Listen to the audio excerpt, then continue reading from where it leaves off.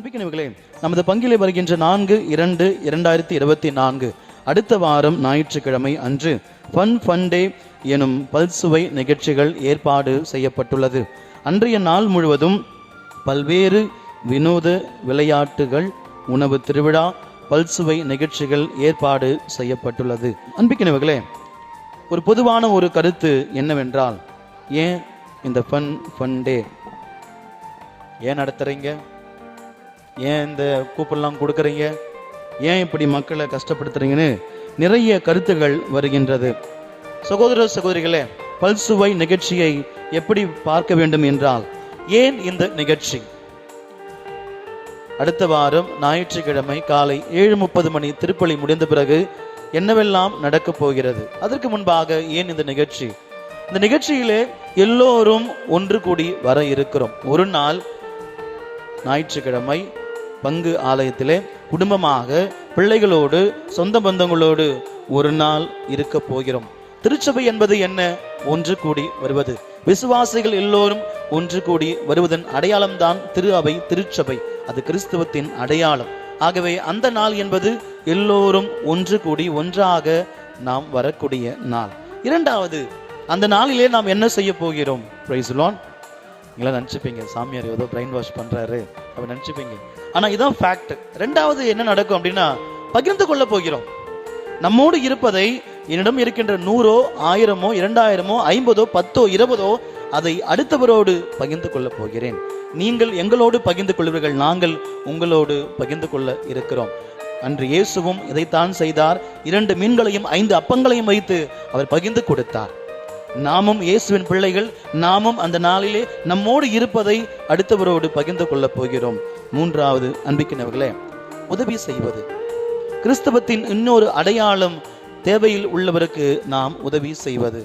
நீங்க உதவி செய்வது என்பது, நீங்களும் எங்களுக்கு உதவி செய்ய போகிறீர்கள், நாங்களும் உங்களுக்கு உதவி செய்ய போகிறோம். காலையில 7:30 மணிக்கு திருப்பலி முடிஞ்சது அப்படின்னா, நீங்க அப்படியே கீழே இறங்கி போனீங்கன்னா காலையில் சாப்பாடு ரெடியாக இருக்கும். இட்லி, சட்னி, சாம்பார், பொங்கல், வடை, இடியாப்பம், ஆப்பம், பூரி இருக்கும். இப்போ காலையில் சாப்பிட்டு முடிச்சுட்டு சரி, அது செரிமானம் ஆகணுன்றதுக்காக அப்படியே நடந்தீங்க அப்படின்னா நிறைய விளையாட்டு போட்டிகள்லாம் அங்கேயே இருக்கும். அப்படியே ஒரு ரவுண்ட்ஸ் அடிச்சிட்டிங்கன்னா கொஞ்சம் தண்ணி தாகமாக இருக்கும். பக்கத்தில் பார்த்தீங்கன்னா லெமன் ஜூஸ் இருக்கும், ஃப்ரெஷ் ஜூஸ் இருக்கும், கூழ் இருக்குது, மோர் இருக்கும். அதை அப்படியே குடிச்சிட்டு கொஞ்சம் அப்படியே நகர்ந்து போனீங்கன்னா அதுக்குள்ளே பசி எடுத்துக்கும். அதுக்கப்புறம் பார்த்தீங்கன்னா உங்களுக்கு மதிய சாப்பாடு வந்து சிக்கன் பிரியாணி இருக்கும், ஃபிஷ் வித் மீல்ஸ் இருக்கும், அப்படியே கொஞ்சம் ஃப்ரை ஐட்டம்ஸ்லாம் இருக்கும். அதெல்லாம் சாப்பிட்டு முடிச்ச பிறகு, சாமி நாங்கள் வீட்டுக்கு போயிடணுமா? இல்லை, அதுக்குள்ளே வீட்டுக்கு போய் என்ன பண்ண போகிறோம்? ஒன்றும் கிடையாது. உங்களுக்கு மூவி ஷோ இருக்குது.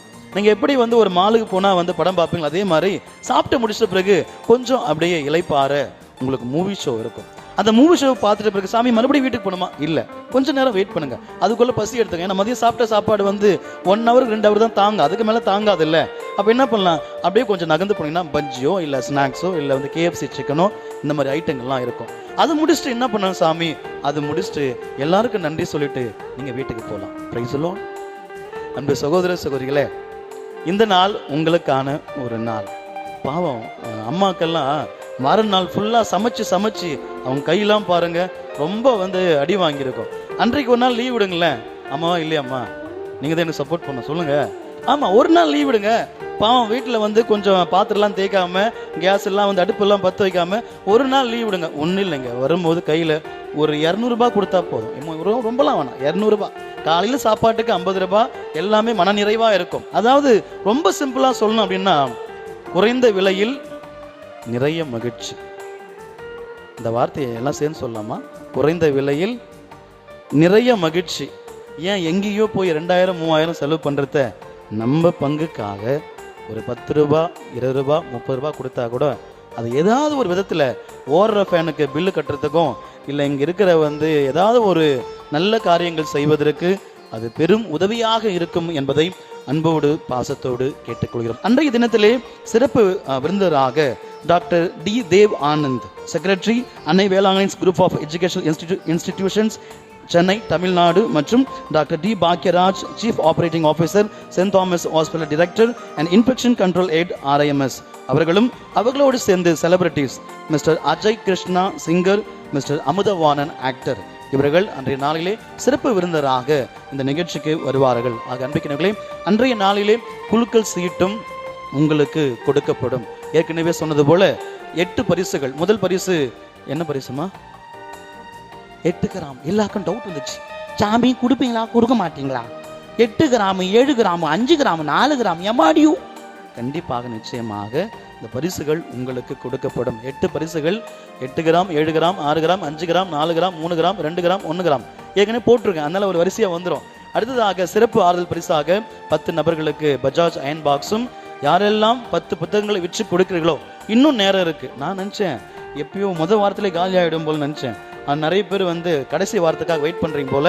யாரெல்லாம் 10 புத்தகங்களை விற்று கொடுக்கிறீர்களோ உங்களுக்கு 1 கிராம் தங்க நாணயம் இலவசமாக கொடுக்கப்படும். பிரியமானவர்களே, இந்த அழைப்புதல் பின்னாடி பார்த்தீர்கள் என்றால் அன்றைய நாளிலே என்னென்ன நிகழ்வுகள் நடக்கப் போகின்றது என்பதற்கான ஒரு அட்டவணை இருக்கின்றது. Food courts, breakfast, beverages, snacks, biryani, soup, non veg fry, shops. நிறைய பேர் கேட்டீங்க, மாதா சாரியெல்லாம் விற்பீங்களா? ஏன்னா ரொம்ப வருஷமா ஆகுது, ரொம்ப நாள் ஆகுது. கண்டிப்பாக அன்றைய நாளிலே ஷாப்ஸ், கடைகள் இருக்கிறது. மாதா புடவைகள் மற்றும் பிள்ளைகளுக்கான toys, religious articles, games, jumping bed, ராட்டினம், கன் ஷூட்டிங் ரிங், இப்படியாக நிறைய பல்சுவை நிகழ்ச்சிகள் ஏற்பாடு செய்யப்பட்டிருக்கிறது. நீங்கள் வழக்கமாக ஊர் திருவிழா, மாலுக்கெல்லாம் போனீங்கன்னா பசங்களை கையிலே கூட்டின்னு போவாங்க. ஏன் சொல்லுங்க? காணாமல் போயிடுவாங்க.